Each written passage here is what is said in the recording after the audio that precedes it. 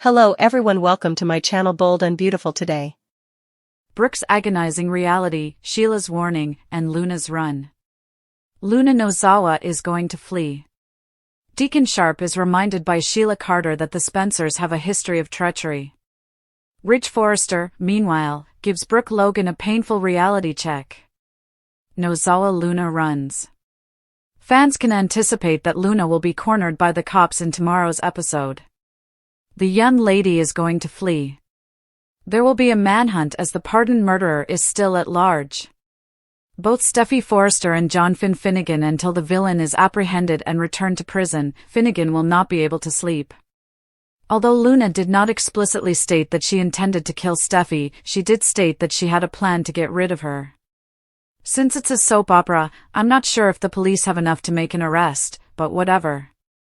The warning of Sheila Carter Sharp. Sheila will be aware that Luna is evading capture. Feeling uneasy, the waitress advised her granddaughter to exercise caution. Sheila also expressed suspicion to Luna about Will Spencer's change. Luna did conceal that firearm prior to Will's arrival. So, we'll have to wait and see what happens to that rifle. Is it discovered by the police later, or does Luna take it with her?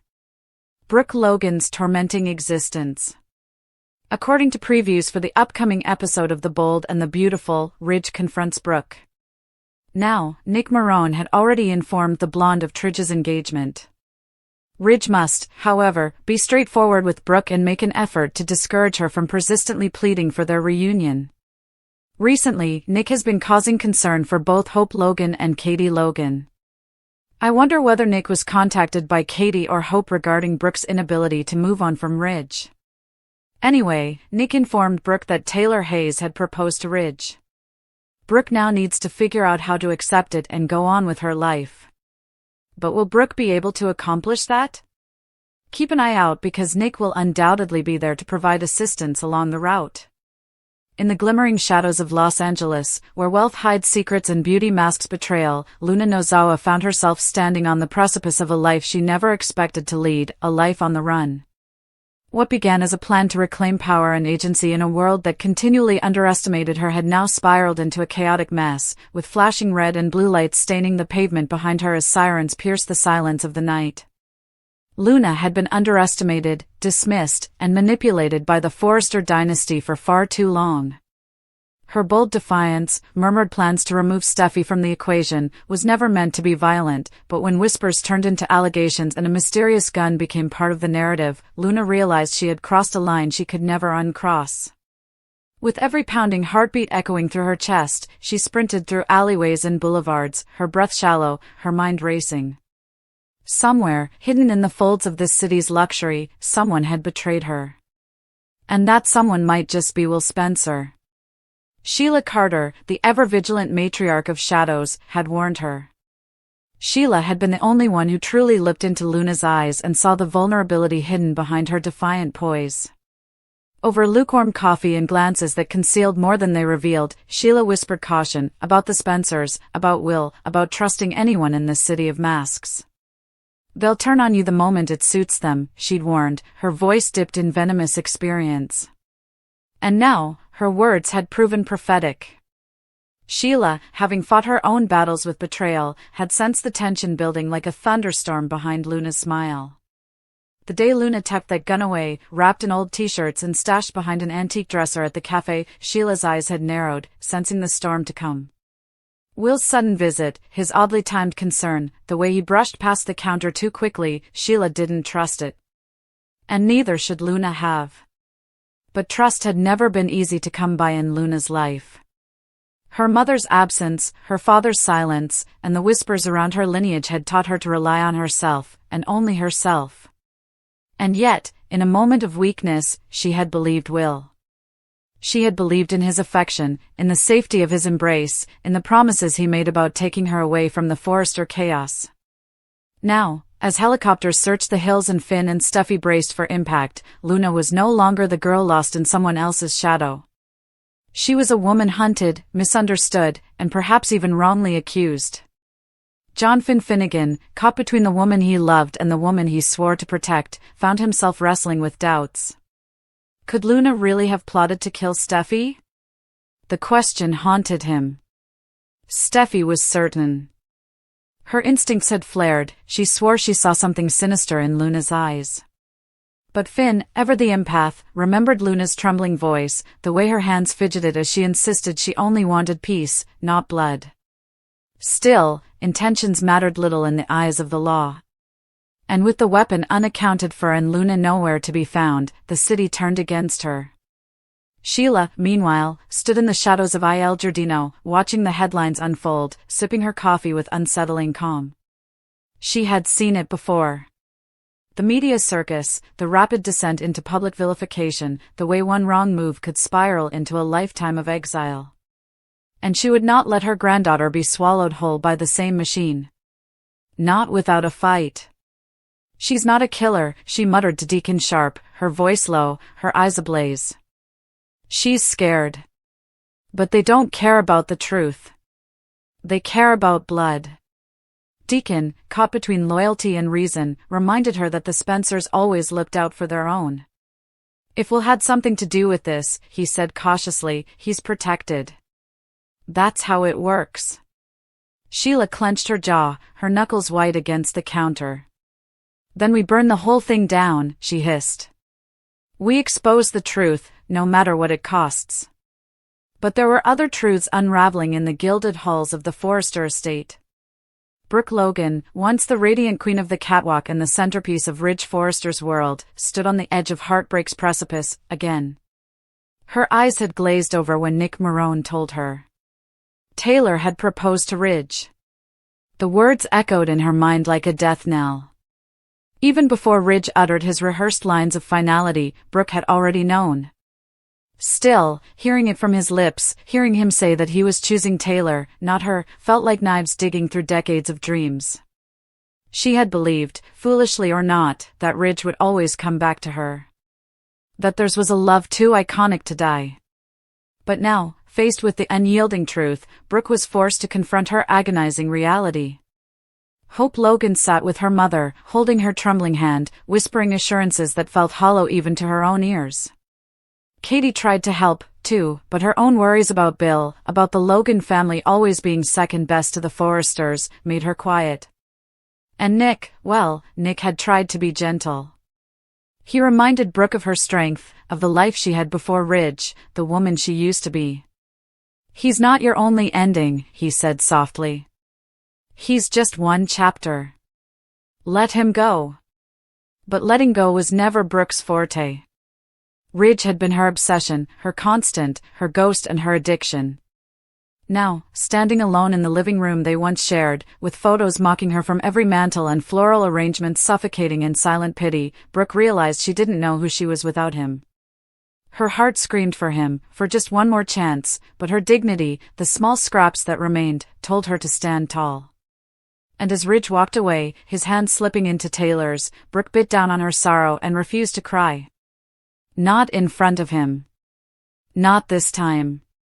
Back in the chaos of Luna's descent, things were moving fast. The police had discovered the gun. It had not been fired. No fingerprints yet. But it didn't matter. The headlines had already painted Luna as a femme fatale with a vendetta. Steffy had doubled down, claiming Luna had threatened her. Finn's neutrality was being tested. And Will had disappeared. Whether out of fear or guilt, no one knew. Sheila watched this all unfold, and somewhere deep inside, a plan formed. She wasn't going to let another woman be devoured by the very system that once swallowed her whole. She would protect Luna, even if it meant making enemies of everyone she once pretended to forgive. Deacon warned her, "You try to take on the Forresters again, you'll lose everything you've built." Sheila looked him dead in the eye. "What's the point of building anything," she asked, "if you can't protect the people you love?" And with that, she disappeared into the shadows, a phone in hand, dialing a number she swore never to use again. Somewhere in the city, Luna crouched in a motel bathroom, hands shaking, staring at her reflection. The news played faintly from the room beyond, painting her as a threat, a liar, a criminal. But the reflection in the mirror was just a girl, afraid, angry, and running out of time. She had a choice to make. Keep running. Or fight back. As rain began to fall on the city that never stopped pretending, 3 women, Luna, Sheila, and Brooke, stood at the crossroads of destiny. One would reclaim power. One would exact revenge. And one would finally let go. Or would she? Will Wired, Ridge's marriage answer, Luna ready? Will Spencer gets wired in today's episode? Luna Nozawa prepares her firearm in the meantime. In addition, Ridge Forrester responds to Taylor Hayes' proposal of marriage. The proposal of Taylor Hayes. Ridge is in disbelief. Taylor talks extensively about their ties, relationships, and family. In order to bring their family back together, Taylor urges them to be married. A ring for engagement is pulled out. According to Ridge, Taylor helps him become a better man. The marriage proposal is accepted by the designer. Whoa, that was surprising. They share a kiss as Taylor puts the ring on Ridge's finger. Katie Logan's caution. Brooke Logan is still being warned by Katie Logan. The blonde is adamant that Taylor understands she is merely a rebound. According to Brooke, Ridge is a pointless sense of duty. Ridge's commitment to Taylor is something Katie wants her sister to acknowledge. Katie believes it's finished. According to Brooke, Ridge would never wed Taylor. Katie points out that it's already occurred a couple of times. Luna Nozawa's thrill. Luna is thrilled that Will is coming over to the apartment. Miss Narcolepsy, as she refers to Electra Forrester. Sheila Carter Sharp finds Will's abrupt change suspicious. Sheila tells Luna to use caution before leaving. Is Spencer wired? At the Cliff home, an officer clips a wire to Will's chest while Deputy Chief Bradley Baker gives him advice. Lipstick, which is actually a wide-angle camera, is presented to Will. In order for them to see what's happening, Will needs to figure out how to put it in the apartment. Will is going to correct the horrible error that Bill Spencer made. June 25, 2025, Wednesday. Luna prepares and stores her gun after Sheila departs but before Will shows up. She lets Will in when he arrives. Will plants the lipstick camera and requests water. After returning, Luna begins slamming Electra. She is described as dangerous and attractive by the young male. Steffy feels worried as Electra observes. Does she find this too difficult to watch? Electra is resolved to show courage. Will abruptly altered his mind, and Luna asks why. Will claims that Luna is aware of his desires. He must utter the things for the brunette. She's got him, ugh. Will, what specifically do you want from me? Will refers to her as a woman and a survivor. Steffy Forrester Finnegan is the subject of her tirades. She then pauses before saying anything that could be used against her. Luna claims that if Will wants her, she is his. The morning air in Los Angeles was still, almost anticipatory, as if the city itself was bracing for the storm that was about to roll in, not one of weather, but of emotion, deception, and decisive moments that would ripple through lives forever. At the Cliff House, the atmosphere was charged with electricity, not just from the tension in the room, but from the literal wires being taped carefully to Will Spencer's chest. Deputy Chief Bradley Baker, stern as ever, stood over him, his arms crossed, jaw tight, eyes narrowing as he gave the young man a crash course in high-stakes surveillance. Will, once a boy standing in the shadow of his powerful father, was now stepping into a new, dangerous chapter, driven by an overwhelming need to undo the sins of the man who had raised him. Bill Spencer had made a colossal mistake, one that tangled Will's name and heart into a web of deceit, regret, and unresolved danger, and Will was now choosing the only path he could, redemption through boldness. As the officer secured the last bit of the wire, Baker handed Will a tube of lipstick. "It's a wide-angle camera," he muttered. "Make sure she doesn't suspect a thing. Plant it where we agreed." Will nodded, his face a blend of grim determination and restrained fear. His mind wasn't just focused on the mission, it kept drifting back to Luna Nozawa. Luna, the enigma. Luna, the trap. Luna, the woman who could either be his salvation or his undoing. Elsewhere in the city, in a sun-drenched room filled with soft pastels and the scent of roses, Ridge Forrester was reeling. Taylor Hayes, strong and radiant, stood before him, her hands slightly trembling but her voice filled with clarity and courage. She had just proposed, yes, she had actually asked Ridge to marry her. It was a moment Ridge hadn't expected, and for a man who had weathered countless emotional storms, this one hit differently. Taylor's words echoed in his mind, about family, connection, healing old wounds. She reminded him of the years they'd spent orbiting each other's hearts, of the times they had come together and fallen apart, and yet always circled back to each other. She spoke of their children, of their legacy, of the ache she felt watching their family fragmented when it could be whole. She spoke not as a desperate woman clinging to a past love, but as someone who had found strength in clarity. And then came the ring, an elegant, understated band that shimmered in the morning light like hope itself. Ridge stared at it. Taylor held her breath. And then, slowly, his lips curled into a soft, unexpected smile. "You make me a better man," he said, voice hoarse. "You always have." With those words, Ridge accepted. As Taylor slipped the ring on his finger, their kiss was more than affection, it was a sealing of a pact, a resurrection of something once thought lost. Across town, the ripple of this decision was already stirring chaos. Katie Logan, always the voice of caution, stood at Brooke Logan's side, eyes narrowed and hands folded. Katie had warned her sister, again and again, that Ridge was moving on, and this time, it seemed permanent. But Brooke, the eternal romantic, refused to accept what she saw as a passing storm. "He wouldn't marry her," she insisted, pacing. "He knows what we have. Taylor is just a rebound. A comfort." But Katie, pragmatic and protective, wasn't buying it. "Brooke," she said firmly, "he already has married her. More than once. Don't you think history has a way of repeating itself, especially when Ridge is involved?" Brooke waved the thought away, her heart clinging to every glance, every moment she'd shared with Ridge. "Tridge," she scoffed, using the portmanteau with a bitter laugh, "is nothing but a sense of meaningless obligation. He doesn't love her. Not like he loves me." Katie's silence was heavy. The storm brewing in Ridge's heart was bigger than either of them could guess. Back in her apartment, Luna Nozawa was excited, but that excitement came with a crackling undercurrent of paranoia. She buzzed around, fluffing pillows and applying lipstick, not knowing the same tube would soon betray her. Her thoughts drifted to Will Spencer, his sudden change of heart, his piercing eyes, his quiet confidence. But not everyone was buying the act. Sheila Carter Sharp, ever the wolf in grandmother's clothing, lingered a moment too long before heading out, her voice low and warning. "Be careful," she said, eyes narrowing. "Men like Will don't change their minds without a reason."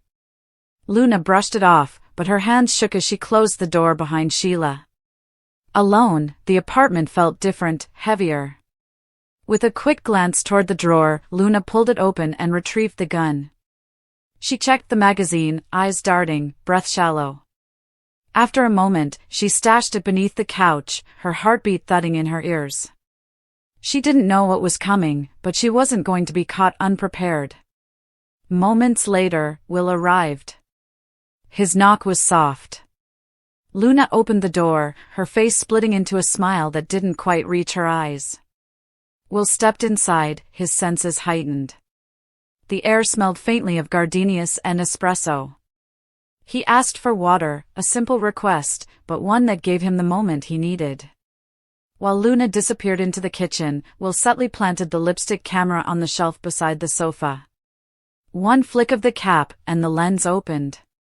The feed would start broadcasting everything back to the precinct. Game on. Luna returned with the water, but something in her gaze had shifted. She started ranting about Electra Forrester, calling her Miss Narcolepsy with biting sarcasm. Will chuckled, but his laugh was tight. Electra, meanwhile, was watching the live feed from a separate location, flanked by Steffy Forrester Finnegan and an officer monitoring the stream. Electra's face was pale. Steffi glanced at her cousin, concerned. Are you okay? Electra nodded. I have to see this through. For my own closure. Back in the apartment, the tension thickened. Luna crossed her arms. So, she said, her voice dipping into dangerous territory, why the sudden change of heart, Will? Last time we spoke, you couldn't even look me in the eye. Will paused. You know what I want, he said slowly, hoping to deflect. But Luna wasn't biting. Her gaze pierced his. Do I? Because I think you want something else. I think you're here for a reason, and I don't think it's me. Her eyes flicked toward the shelf. Will swallowed hard. The camera was in place, but his cover was slipping. He tried to recover. Luna, he said, stepping closer, you're a survivor. You're strong. You've been through hell and still come out swinging. That's what I see. That's what I want. Luna tilted her head. Is that what you want? She asked softly. Or are you just trying to trap me? Will didn't answer, and for a moment, the silence was deafening. Then, Luna stepped forward. Her voice dropped. Because if you want me, Will, you can have me. I'm yours. But don't lie to me. Don't play me. Because I'll know. In the viewing room, Electra gasped. Steffi clenched her fists. The officers exchanged glances. She's baiting him, Electra whispered. She knows. But what no one could guess was what Luna would do next. Would she confess? Would she reveal what Will's father did? Would she show him the side of herself hidden beneath the charm and sass? Or would she shoot him on live feed and burn the evidence? Meanwhile, Taylor and Ridge, blissfully unaware of the unraveling dangers elsewhere, stood on the deck of the Forrester mansion, the ocean breeze whipping Taylor's hair as Ridge turned the ring on his finger thoughtfully. He was married now. Again. To Taylor. And in that moment, he believed it was right. But he also knew that somewhere in the city, hearts were breaking. One in particular, Brooke's, was no doubt shattering in silence.